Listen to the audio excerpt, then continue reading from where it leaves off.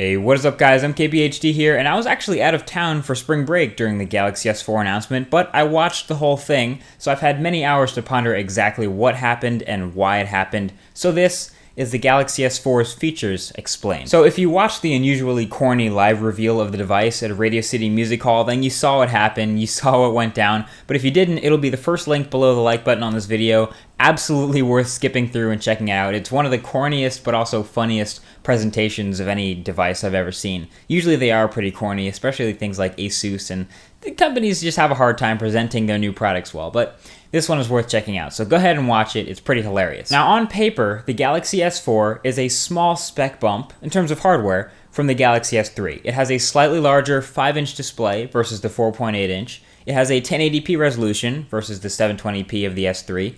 It also has a 2600 mAh battery versus the 2100 previously. It's also slightly lighter at 130 grams versus the 133, and it's also slightly thinner at 7.9 millimeters thin, and it also has a 13 megapixel camera versus the 8. So all these are numbers, all these are things that are physical hardware differences between the S4 and the S3. So you can see where people are saying, oh, it's just a minor upgrade, a minor spec difference. And that's completely true. When you hold the S3 and the S4 next to each other, you can see the footage from the hands-on at the event. They look very, very similar, and you'll be able to tell that they are, well, basically parts of the same family. Now, the Galaxy S3, when it first came out, was known to be a powerhouse, pretty much the highest-end smartphone you could get when it first came out, and it's still pretty high-end. The Galaxy S4, being a spec bump from the S3, is also a very high-end phone.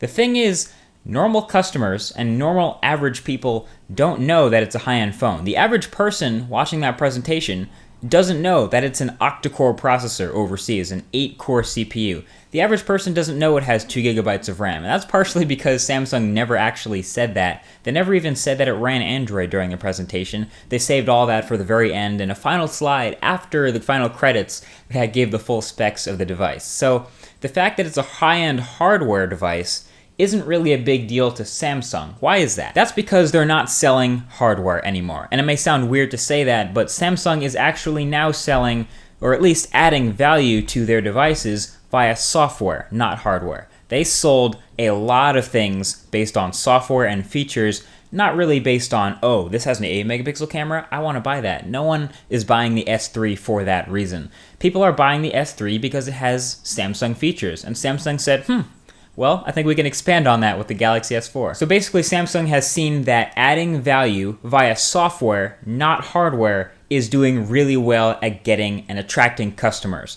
Now, the average person may actually look at the processor and say, oh wow, that's an 8-core processor. That seems like it's a great idea.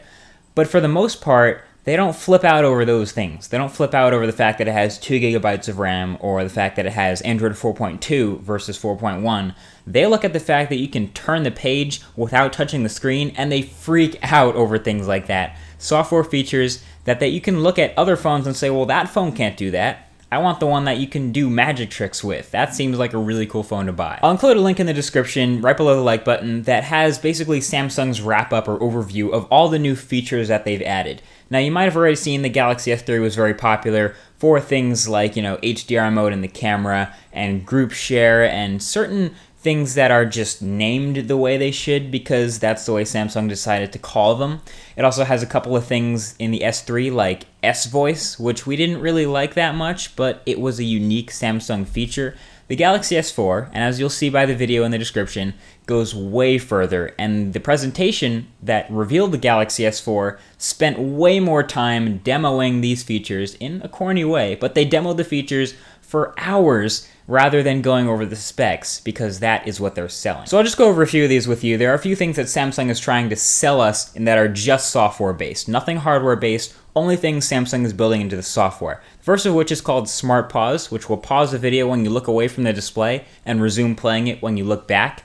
The next one's called Air View, which will actually let you control the device without actually touching it, which is supposed to be good for people who are, doing their nails or eating or something. You also have Samsung's Watch On, which uses the IR blaster in the Galaxy S4 to control a TV. There's an optical reader for scanning in business card info. There's Group Play, which allows you to play music together on multiple devices, or game and play the same game on multiple devices. There are new camera filters that are similar to what you see on the Galaxy camera. There's also things like Sound and Shot, which will attach an MP3 file to a photo, or Cinema Photo, which will allow you to make a GIF of an image. You take a series of images and it makes a GIF for you. There's also Dual Shot, which will allow you to use the front-facing and back-facing camera at the same time. You have Chat On, which will allow you to do video chat using both cameras, or screen sharing using the chat service. There's also S-Translator, which does exactly what Google Translator does live, but it's just S-Translator now. You also have S-Voice, which we've seen already is the same thing as Google Now, minus the predictive search, but it's now Samsung-based. So you have the S theme going on here, and you also have S-Health, which is a monitor of your physical health goals. So if you look at all these things that Samsung is putting together, it's pretty obvious that there is a ton of S stuff and Samsung stuff, and they just name all of the things. They name everything they possibly can to give it a name that people will remember. It's a feature that they are trying to sell, not a hardware thing, but a software thing. And because it is software, pretty much all these things are also going to be available in an update of the Galaxy S3 and the Galaxy Note 2. Now, we tech people were, of course, rolling our eyes when Samsung spent half an hour showing how we could swipe from tab to tab in the web browser without touching the screen. But that wasn't for us. That wasn't for the couple 100,000 tech people watching. That was for the people, the average people, who actually have never seen that happen before on any device and think, wow, can the Sony Xperia Z do that? No. Can the Oppo Find 5 do that? No. Can the iPhone do that?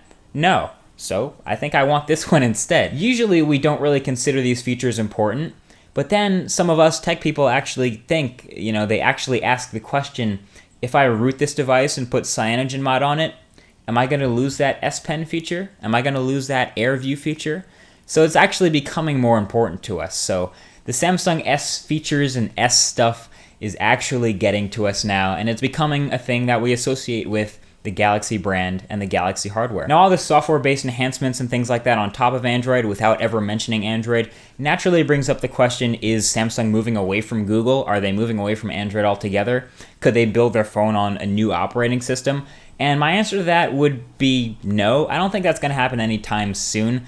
I think it could go the way of the Kindle Fire, where it is built on top of Android, technically, but you would never know unless they told you. And Samsung could probably pull something like that off because they can skin it so heavily and really make it such a Samsung experience, the way Amazon made the Kindle Fire such an Amazon experience, that you would never know it's running Android. That being said, their tagline for the Galaxy S4 is Life Companion, which is interesting by itself. I've never seen that as a tagline, but there you go. Life Companion has all these new features that are all software based, and Samsung is clearly making a move towards value added via software instead of value added via hardware.